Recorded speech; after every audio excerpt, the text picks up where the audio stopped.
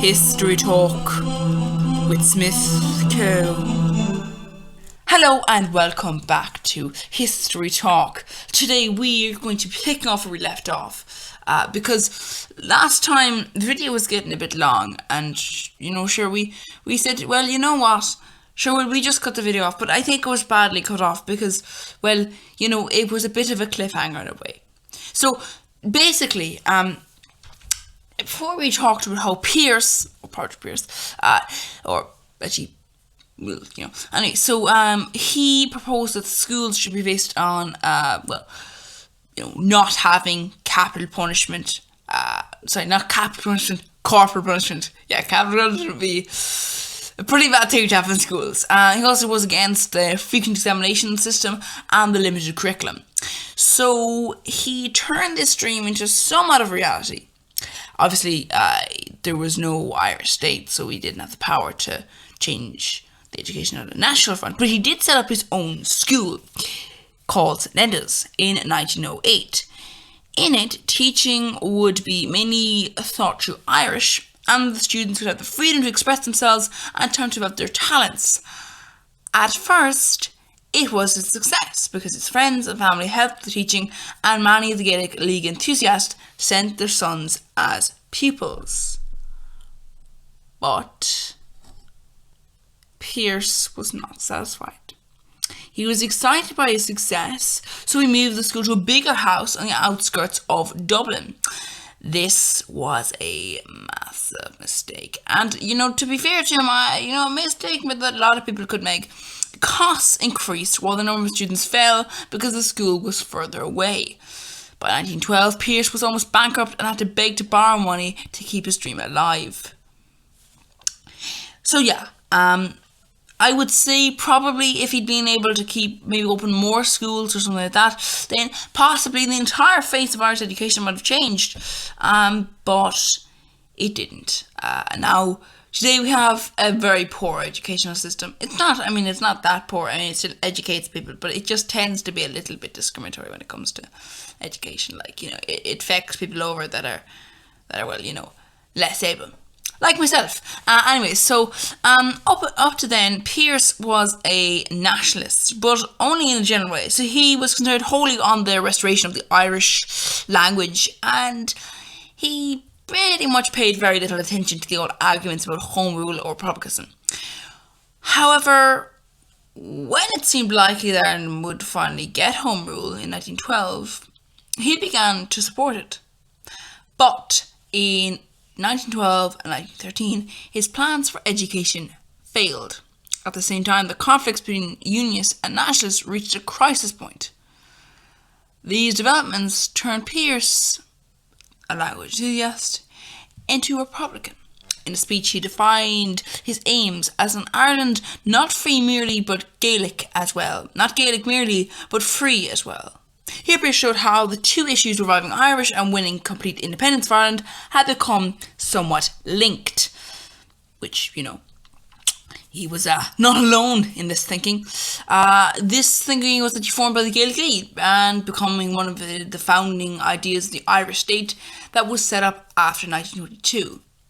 Now came other people along the area that changed the face of the political area. You see, beforehand, you had Home Rule Party, and that was pretty much it. If you wanted Home Rule, you'd vote for the Home Rule Party. All the other parties were either Unionist or they just didn't really help you out if you were a nationalist. But then came a man called Arthur Griffin. He Culture Nationalism had to produce a new political party, Sinn Féin. Its founder was Arthur Griffin. In 1898, he set up a small newspaper. That year was the centenary of the United Irishman Rebellion, and in honour of that, he called his paper the United Irishman.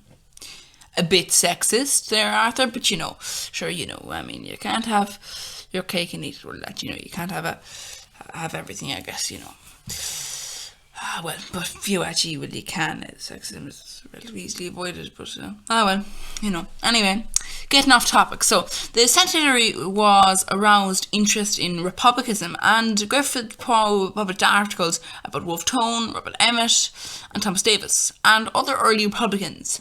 This introduced their ideas to a new generation of nationalists. Griffin supported the general cultural revival and publicised the activities of the GAA and the Gaelic League in his paper. He also encouraged to Buy Irish campaign, which cultural nationalists supported. Now, then comes Griffith's political ideas. So, the thing is, Griffith was nationalist, but he disliked Home Rule because he felt it would leave Ireland too much under British control, which is fair. He also felt the Home Rule Party was not really non-corrupted. It was filled with corruption, and it had been so for many, many years, in his opinion. The reason behind this, in his opinion, was that it had spent so long in Westminster.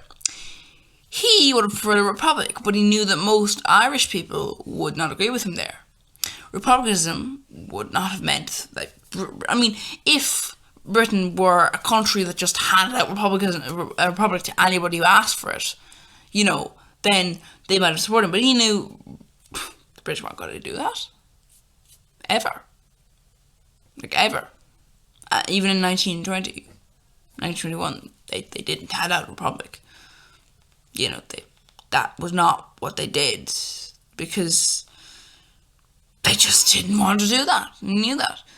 He knew that republicanism would have meant war with Britain, and that would have caused a tremendous amount of suffering and death for the Irish people. And they were also pretty much impossible to win. Unless Britain just were mislaid 90% of their army, then even then, they'd have to have a massive support and all those sorts of things. So basically, very unlikely to win. And most nationalists didn't actually want to have that, obviously. You could argue, as I've said before, they would have supported it if Britain was in the habit of just handing out republics, but it wasn't. So anyway, nationalists mostly wanted to have a peaceful path negotiation. And also, the only real current offering there was for that was Home Rule. So what Griffin had to find was a middle way between Home Rule and violent republicanism. So he had read about the experience of other countries and had found an example that he wanted in the peaceful way that Hungary had won self-government within the Austrian Empire in 1867. So, in 1904, he writes a book. This book is called The Resurgence of Hungary. Resurrection of Hungary. He suggests that Irish people should try to win independence by using the same tactics that Hungary used. Irish MPs should leave Westminster and return to Dublin. There they would join representatives from local councils to form a council of 300. The council would act as an Irish parliament with set up government, civil service and courts, and peacefully take over the British government as control over Ireland. However, included in the idea was that the British government would be able to do nothing, because if the Irish people, just refused to accept the right to rule. However, this kind of becomes a problem, because the British government are, they don't really like that. So they down the line are going to be pretty angry if you try to do something like that. They're not going to actually do anything if you try to have control, but they're not going to hand that control over to you. They'll let you, leave Westminster and all that, but that'll just mean that you won't have any power there. So, Griffith understood that the British might agree to Irish independence more readily if it had a link that, still connected the two countries. He was concerned also about the Unionists, and he was aware that they had a very strong personal loyalty to the British monarch.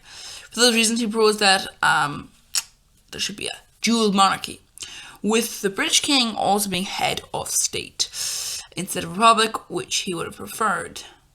Now, this is a little bit of a dodgy idea because, well, Hungary and Austria are very different to Ireland and England. But, they also have some actually economic ideas that we'll discuss in the next video.